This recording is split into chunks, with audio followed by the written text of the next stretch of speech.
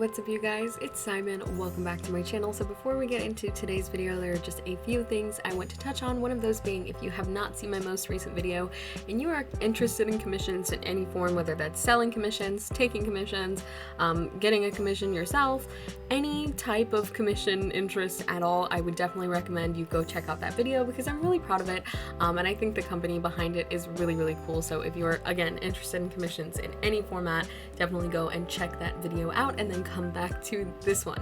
So we are finally doing a part 2 to my one brush challenge.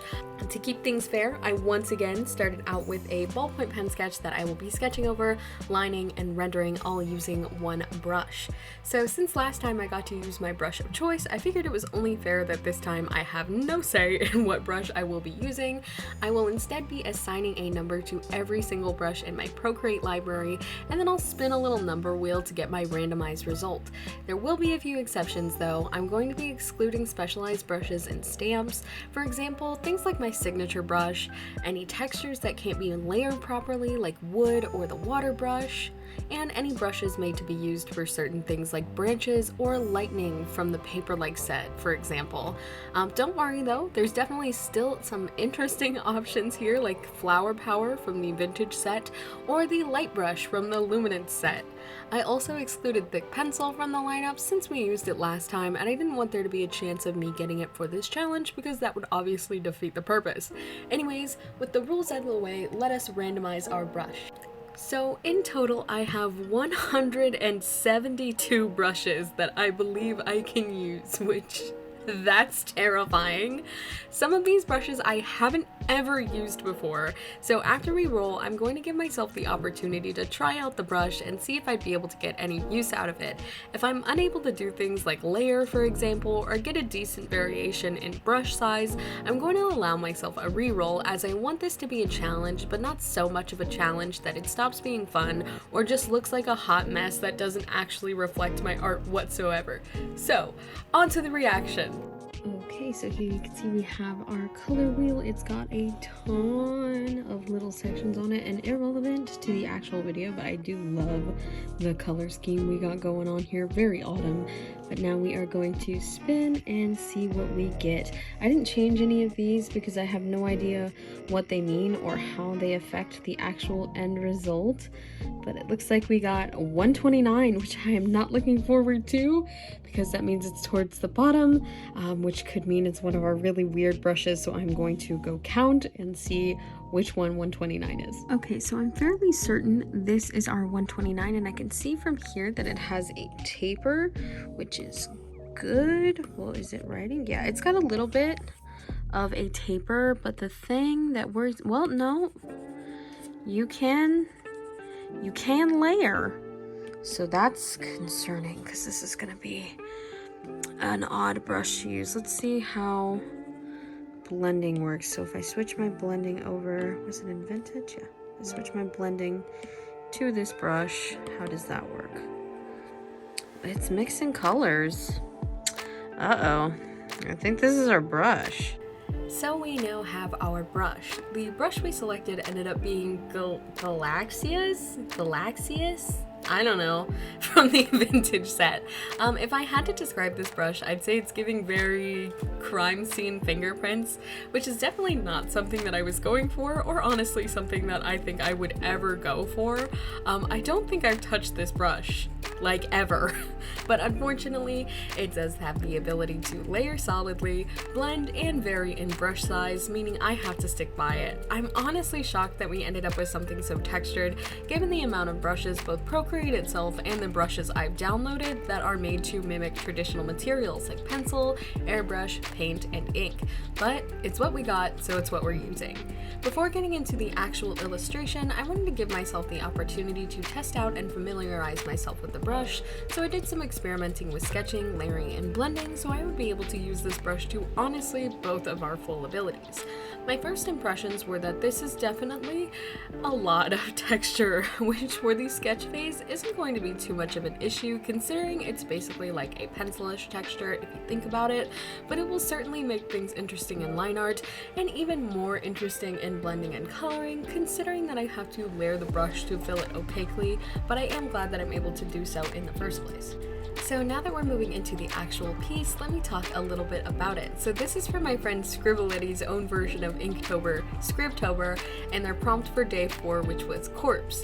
Originally I'd intended to use a different drawing for this piece, but once I finished the sketch, I thought it would make a really cute subject for this brush. I'm not sure why. For the corpse prompt, I went pretty zombie-ish because I noticed undead was also a prompt later on this month, and I will insert that piece here if I've done it yet. If not, keep an eye on my Instagram because that's where it'll go when I do finally post it. I try to keep things pretty simple because my intent for Scriptober isn't to make things like crazy nuanced and detailed illustrations, but more so to get myself back into the habit of drawing for myself and drawing for fun, because apart from the occasional Fullmetal Alchemist TikTok, most of what I've made recently has been for commission work, so when it comes to drawing for myself, I am 1, heavily art blocked, and 2, incredibly rusty, so having cute little prompts that I can stick to, but also not pressure myself to make like crazy perfect illustrations, if that makes sense. I'm just out here drawing little cute monster girls, and it's great, it's fun, having a great time. So, now, what was it like to actually use this brush? Honestly, I will say at the beginning, it was a struggle. Like bad. I couldn't decide if I wanted to do a secondary sketch or if I wanted to jump straight into line art. For one, the sketch for this piece was very much neater than the sketch for part 1 of this video. I was already pretty happy with the features and the elements that I had ready for this character as well, and aside from that, I was also really struggling with keeping my lines steady. With my thick pencil brush, it has just the right amount of stabilization, and I don't want to say Galaxius has no stabilization, but it's not quite enough, so my lines were far shakier than I would normally like them to be. I do the big line art no-no, that being that I make short little strokes rather than long, broad, confident strokes, because that's just what's easier for me to control. I also noticed that the brush almost sort of spreads like ink, so the initial stroke you put down actually spreads and becomes a bit thicker, which is definitely something for me to think about, considering I do have to have really fine lines in some places. Eventually, I settled on zooming in and working in really small areas, at least for things like her head and her body. Stuff like her individual features and hair were much easier for me to control, but larger areas like her jaw and her shoulder were definitely a struggle. I also 100% allowed myself use of the liquify tool because that's something I would use in my normal process, therefore I'm not going to disallow it in this piece, and I think that really helped for me to kind of squish her features where I wasn't quite able to line them correctly. One thing that I did not anticipate for this challenge and with this brush is that erasing with it is a nightmare, so I tried to do it as little as possible. Like large areas, consider that a no. Like when I was lining her hair, it was absolutely just disgusting, awful, trying to erase even the smallest line, like the line of her jaw where her hair had covered that, so I needed to remove it obviously because your jaw's not going to poke out above your hair, you know what I mean? So trying to erase that, it just leaves little bits everywhere. If I was gonna make this a sticker, it would be a nightmare. I would have to go in with a brush that was not this one to erase all of the extra bits it had left behind. So practically impossible just due to the texture of the brush, so again, I tried to avoid it as much as I possibly could. With all of that out of the way though, I do have to say I am really impressed with how the line art turned out. I'm genuinely surprised I even finished it in the first place because I am so picky about brushes, and more often than not, if they don't work how I want them to right away, I will give up on trying to use them, especially if it's a brush that I imported, I just will delete it. So I'm proud that I pushed myself through this and ended up with something I'm really happy with. When it came to the coloring, things were pretty much standard. The only thing that I will say frustrated me a bit was, ironically, the layering, because when I viewed from afar, the texture isn't quite as noticeable, but particularly in the hair and the shading on one of her shoulders. where I had to kind of maneuver around some smaller areas. It started to become pretty obvious that it was a textured brush, and it darkened in a way that I was really unhappy with.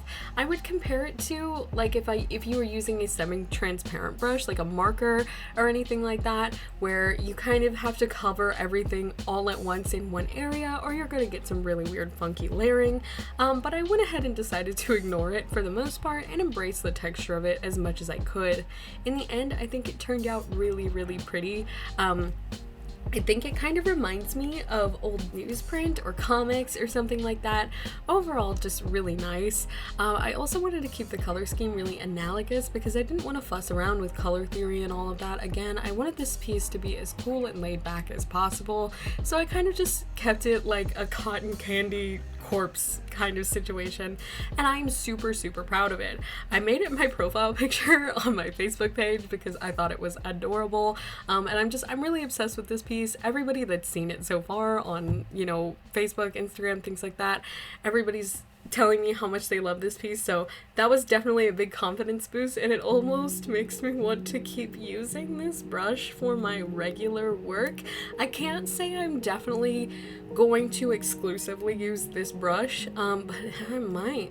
It might end up in my brushes folder, because you guys know, if you followed me on the channel for quite some time, in my Procreate library I have a My Brushes section where I use where I've organized all my favorite ones. I have my signature brush, I have the thick pencil, I have the monoline for things like outlines and stickers and stuff, and this one might hop up in there. One thing I did forget to say is that as I was rendering, you guys know I love nose highlights. It's one of my favorite things to do. I think it's super adorable. This brush is perfect for that. It is so perfect. Like when I laid it down, I was like, whoa. No effort. With the thick pencil brush, I kind of have to stipple it, which is not a big deal.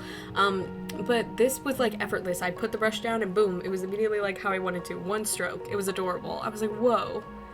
I love this. I like that a lot. One thing I was also really surprised by, again, I did mention that I kind of tried to embrace the texture, and I'm almost kind of obsessed with it.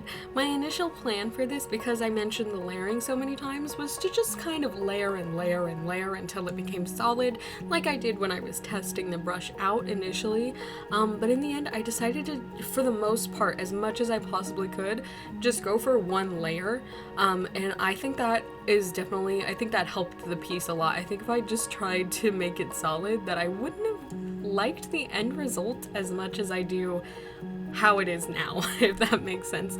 So yeah, overall, I'm really obsessed with this piece. I loved this illustration. I hope you guys like it as well. And that is just about it for this video. If you guys have any other ideas for things you want to see on the channel, let me know. I'm playing around with a couple of ideas right now, but as always, I want to hear from you. What do you guys like to watch? What do you want to see? Do you want longer videos, shorter videos, challenge videos, whatever? Let me know what you want to see down below. I love you guys so much, and I will see y'all in the next one. Bye.